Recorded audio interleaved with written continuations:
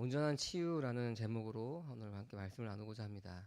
우리 옆 사람과 먼저 인사하겠습니다. 함께 예배함이 기쁨입니다. 네, 함께 예배함이 기쁨입니다. 여러분 혹시 밑 빠진 독에 물을 부어본 적이 있나요? 여러 번 했던 질문들이죠. 밑 빠진 독에 물을 붓기 위해서는 방법이 여러 가지가 있습니다. 그때 성령 충만에 대한 얘기할 때 했었는데 이 독을 물에 빠뜨리는 방법이 있고 혹은 그 밑이 빠진, 그러니까 밑에가 깨진 그 독을 수리하는 방법이 있습니다. 근데 그 수리하지 않고 만약에 그냥 계속 야 혼자서 물을 넣으니까 새는 양이 많으니 둘이서 함께 넣자. 둘이서 넣어도 물이 더 많이 새니 셋이서 함께 넣자. 이러고 있으면 여러분 어떤가요? 어, 정말 어리석은 짓이죠.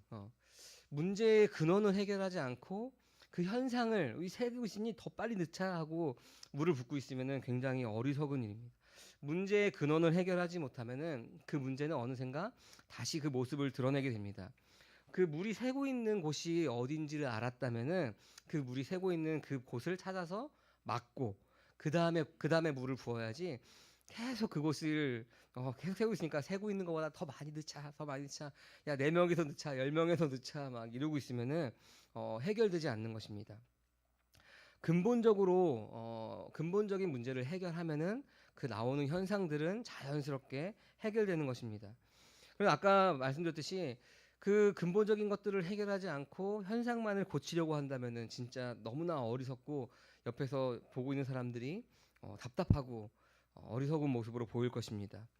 여러분 로마서 5장 12절에서는 이렇게 우리에게 이야기하고 있습니다. 그러므로 한 사람으로 말미암아 죄가 세상에 들어왔고 또 그 죄로 말미암아 죽음이 들어온 것 같이 모든 사람이 죄를 지었기 때문에 죽음이 모든 사람에게 이르게 되었습니다. 아멘. 죄로 말미암아 사망이 우리에게 왔습니다. 그리고 우리가 살면서 겪는 많은 문제들도 함께 왔습니다. 고난, 고통, 어려움, 역경, 오늘 본문에 나오는 이 질병의 문제들도 그 사망과 함께 우리 가운데 온 것입니다.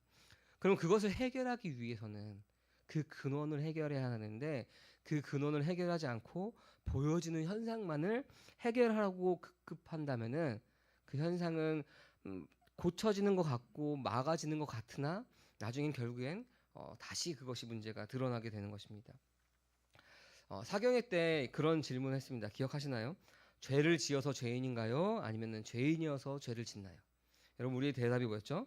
죄인이어서 죄를 짓는다입니다. 이 죄의 나무의 그 근원을 해결하지 않으면은 끊임없이 우리의 인생은 열매만 따는 인생으로 끝나고 날 것입니다.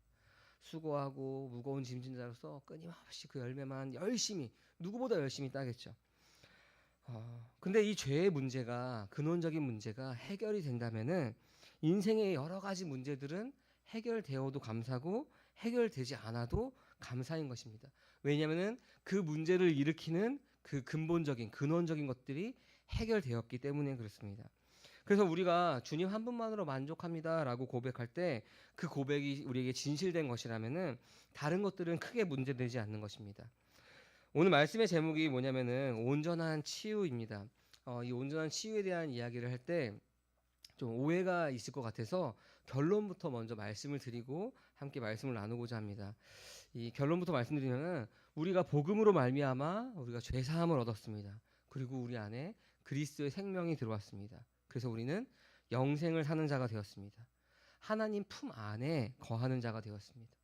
이 땅에서의 삶이 여전히 고난과 고통 가운데 있을지라도 하나님 품 안에 있는 것, 이것이 온전한 치유인 것입니다. 이것을 기억하면서 오늘 말씀을 우리가 함께 나누길 원합니다. 오늘 말씀에는 두 가지 이야기가 이렇게 붙어서 나옵니다. 첫 번째는 그 회당장 야이로가 나오고 두 번째는 혈루병 걸린 여인이 나옵니다. 이 두 사람의 공통점은 뭐냐면은 본인이 해결할 수 없는 문제가 지금 그들에게 닥쳤습니다. 회당장 야이로는 그 딸의 죽을 병에 걸려가지고 지금 오늘 내일 하고 있습니다. 그리고 혈류병 걸린 여인은 12년 동안 그 혈류병을 고치지 못해서 수고하고 무거운 짐진자로 있었습니다. 그 해결할 수 없는 문제 때문에 스스로 괴로워하고 고통스러워하고 있다는 것이 그 두 사람의 공통점입니다.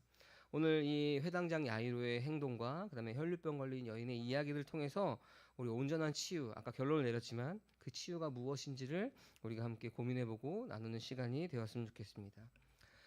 예수 그리스도의 사명의 본질은 하나님 나라의 복음을 전하는 것입니다. 그래서 마태복음 1장에서도 요한의 시대가 가고 예수님께서 회개하라, 하늘 나라가 가까이 왔으니 회개하라, 이 복음을 믿어라라고 말했습니다. 하나님 나라를 전하는 것입니다. 하나님 나라를 전하는 것 중에 사역이 두 가지가 있는데, 하나는 예수님께서 말씀하시고, 또 하나는 예수님께서 그 말씀을 전하시기 위해서 행동하시는 모든 그 사역의 부분들이 있습니다. 하나님 나라는 병 고치고 축사하고 기적을 행하시는 것으로 이 땅 가운데 선포됩니다. 근데 우리가 오해하지 말아야 할 것이, 이 병 고치는 것, 축사하는 것, 기적을 행하는 것, 이것이 목적이 되어서는 안 되는 것입니다.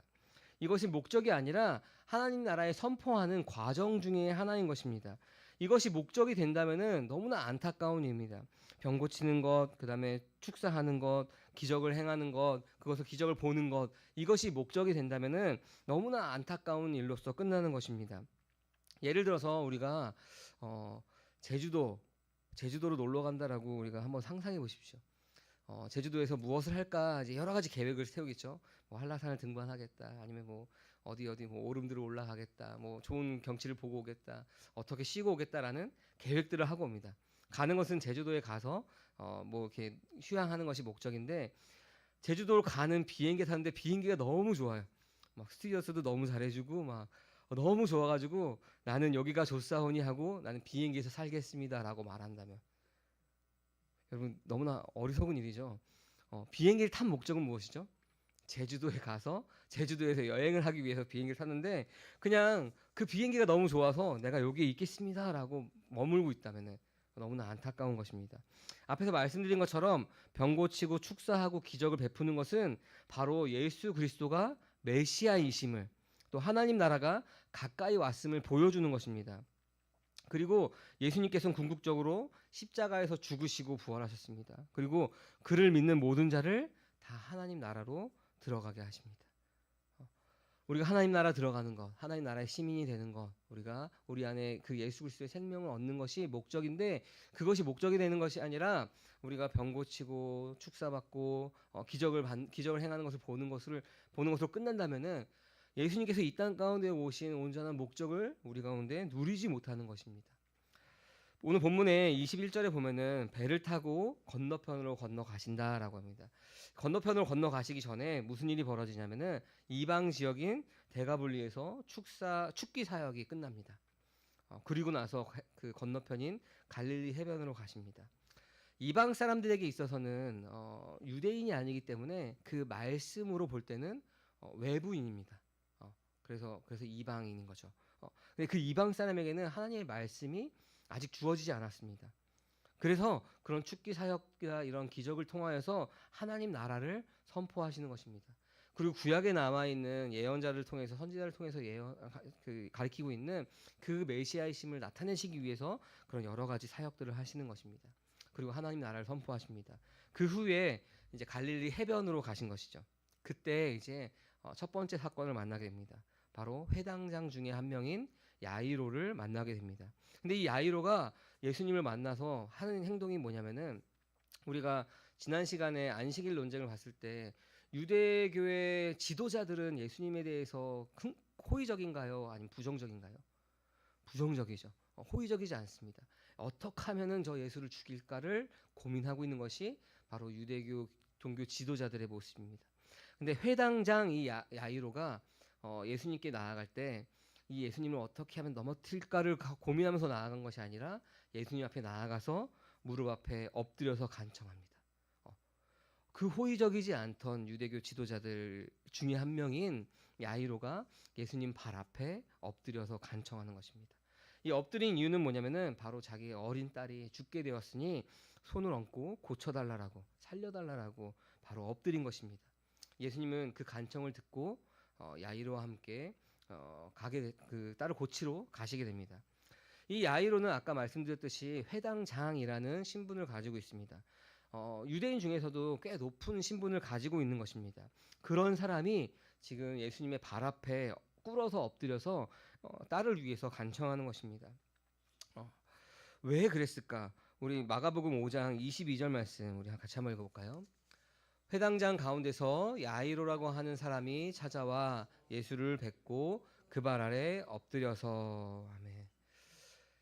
이 딸의 고침, 그러니까 자기가 지금 해결하지 못하고 있는 그 문제를 고침받기 위해서 그 호의적이지 않은 그 예수님께 나아가서 딸을 살려달라고 고쳐달라고 간청을 합니다. 이 회당장 야이로는 유대교 신앙에 철저한 사람이 바로 이 야이로입니다. 그 철저했기 때문에 회당장이라는 신분까지 올라갈 수가 있는 것입니다. 모세의 율법에 근거한 신앙의 전통과 규범 그리고 그 유산에 딱 달라붙어 있던 사람이 바로 이 회당장 야이로의 모습입니다. 우리도 보면은 신앙이 아니라 신념에 사로잡힌 사람들, 신념이 강한 사람들을 보면은 그 사람들은 복음의 진리가 아니라 신앙의 전통과 유산 그리고 그 교리와 규범에 철저하게 둘러싸여서 성을 만들고 있습니다. 우리가 무너뜨리지 못할 강한 철옹성처럼 그것을 쭉 자기 주변에 둘러싸고 있습니다. 그것이 신념이 강한 사람의 모습이죠. 이 아이로도 마찬가지로 그 모세의 율법에 근거하여서 신앙의 전통과 규범과 그리고 그 유산에 딱 달라붙어서 그 신념이 강한 사람으로서 철옹성처럼 그것을 자기의 몸에 두르고 있던 사람들입니다. 스스로 깨지 못하고 스스로 그것에 빠져나오지도 못하고 그렇게 나올 생각조차 하지 못합니다. 시간이 지나면 지날수록 열심히 그 성을 무너뜨릴까요? 점점점 더 쌓아갑니다. 점점점 더 강하게 마치 여리고성처럼 무너뜨릴 수 없는 성처럼 점점점 더 강하게 쌓아갑니다. 누구도 무너뜨릴 수 없을 것 같이 그것이 높아져만 갑니다. 그러나 하나님께서는 오늘 야이로처럼 고통의 상황을 매개체로 하여서 그 강한 성을 깨트리시기도 합니다. 바로 이 회당장 야이로가 그 딸의 아픈 상황을 통해서 그 철옹성 같은 성벽이 무너져 버린 것입니다. 호의적이지 않던 그 예수님께 나아가서 딸을 살려달라고 간청하는 모습이 바로 그 회당장 야이로의 모습이었습니다. 말씀의 진리 앞에 복음 앞에서 신앙의 전통과 유산으로 탁월해 보였던 그 사람도 그 모든 것이 다 티끌과 재임을 깨닫는 것입니다. 마치 욥기서에서 욥이 하나님을 만났을 때 티끌과 재임을 알고 그것을 죄를 뒤집어쓰고 회개하였던 것처럼 사도 바울이 예수님을 만나고 나서 자기가 쌓아왔던 그 모든 것이 다 해로 여기고 배설물로 여겼던 것처럼 이 야이로는 그 딸의 아픔 앞에 곧 죽을 그 위기 앞에 바로 그 모든 것들이 티끌과 재임을 깨닫고 바로 욥처럼 귀로만 듣던 하나님을 만나게 된 것입니다. 그런 예수님께서는 그런 야이로와 함께 가십니다. 그런데 야이로의 딸이 고침받기 전에 돌발 상황이 발생합니다. 오늘 두 번째 이야기인 바로 혈루병 걸린 여인으로 말미암아 그 딸에게 가는 그 발걸음이 지연되게 됩니다. 12년 동안 혈루병 걸린 여인이 등장을 합니다. 이 여인은 많은 의사에게 괴로움을 받았고 가진 것도 다 허비했던 것이 바로 이 여인입니다. 26절 말씀 우리 같이 한번 읽어보겠습니다. 여러 의사에게 보이면서도 고생도 많이 하고 재산도 다 없앴으나 아무 효력도 없었고 상태는 더 악화되었다. 아멘. 문제를 해결하기 위해서 이 여인은 여러 의사에게도 보이고 또 고생도 많이 했고 재산도 다 없앴습니다. 스스로 그 온갖 노력을 다 했던 것이 바로 이 여인의 모습이었습니다. 자신의 힘으로 그걸 극복하고자 그 자기의 아픔에서 구원받고자 열심히 노력하였으나 그 노력은 자기의 노력으로 끝나버렸습니다. 아무것도 안 한 것이 아니라 열심히 노력하였습니다. 현상만을 고치기 위해서 쫓아다닌 사람의 모습이 바로 이 여인의 모습이었습니다. 아무런 효력도 없었고 상태는 더 악화되어 간 것이 바로 이 혈루병 걸린 여인의 모습이었습니다. 근데 그러던 와중에 예수님의 소문을 듣고 그 사람들 틈에 껴서 예수님을 따라가다가 그 옷에 손을 대기만 하여도 낫는다는 생각으로 그 예수님께 나아갑니다. 그리고 손을 대었죠. 그래서 그의 출혈의 근원이 마르고 나은 것을 스스로가 느꼈습니다.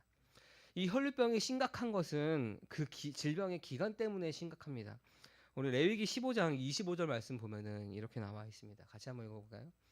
어떤 여자가 자기 몸에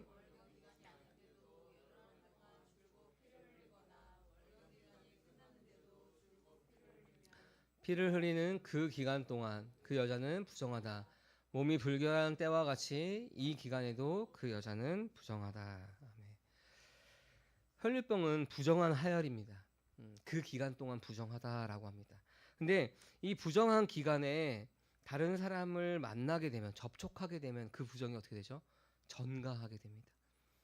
근데 이것이 단순히 그냥 뭐 한 일주일, 뭐 한 달, 뭐 보름 이 정도의 기간이 아니라 몇 년 동안이었죠? 이 여인이 고통받는 기간이 12년 동안입니다.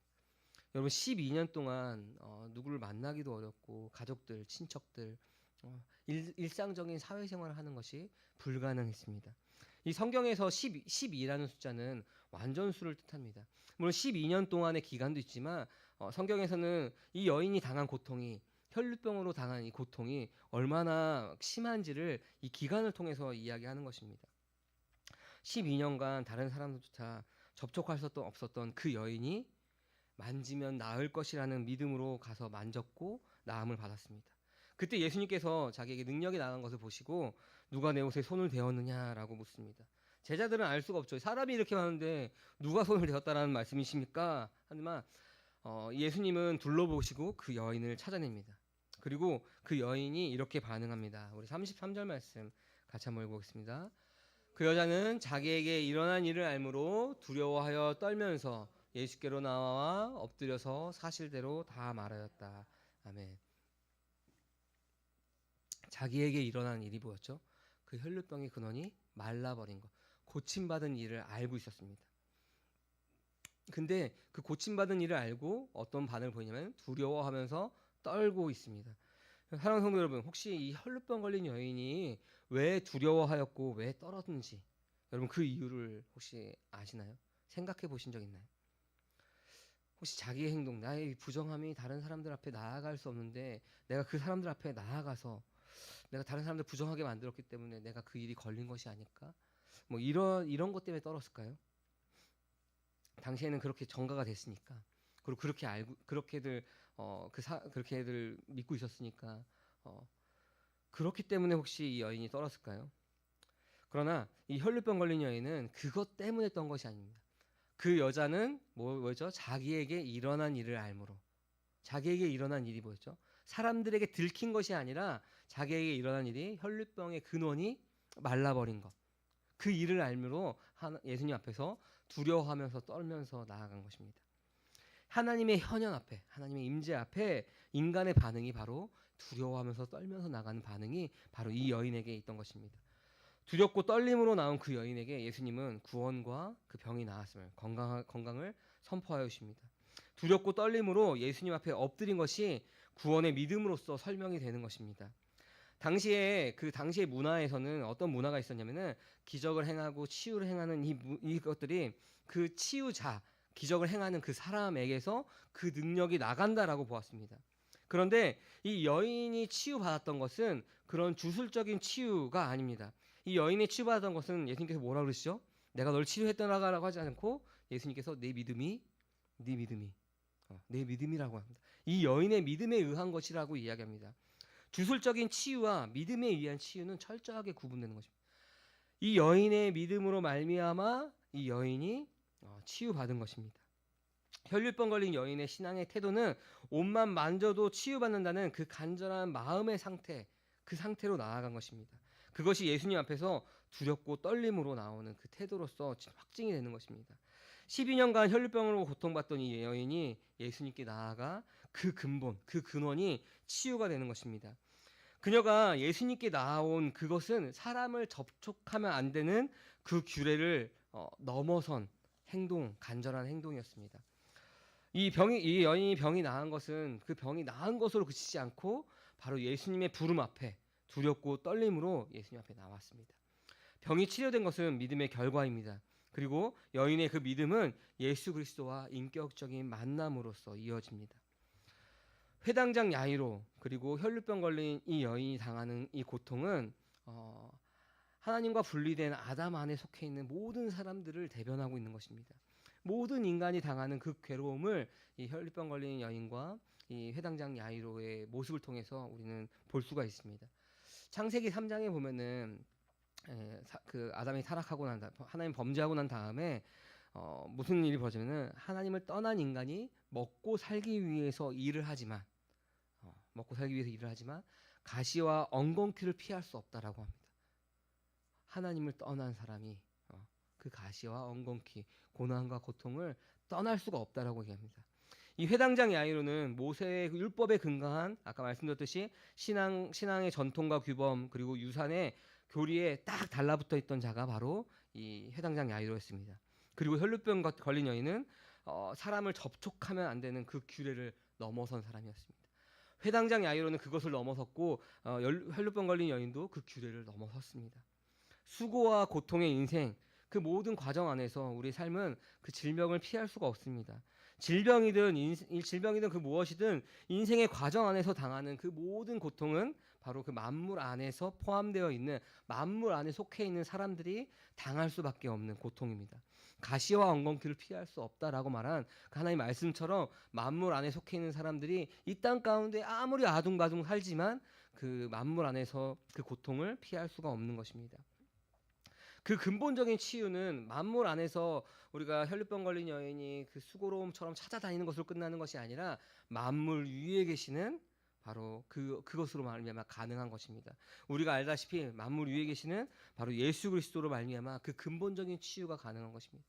사람은 그 누구도 율법으로 말미암아 자기 스스로 거룩하여질 수 있는 사람이 단 한 사람도 없지만 이 율법에 속해 있지 않은 그 예수 그리스도께서 인간의 몸을 입고 오심으로 우리의 모든 고난과 고통, 우리의 저주를 다 짊어지고 가셨기 때문에 그 우리가 예수 그리스도로 말미암아 온전한 치유가 가능한 것입니다.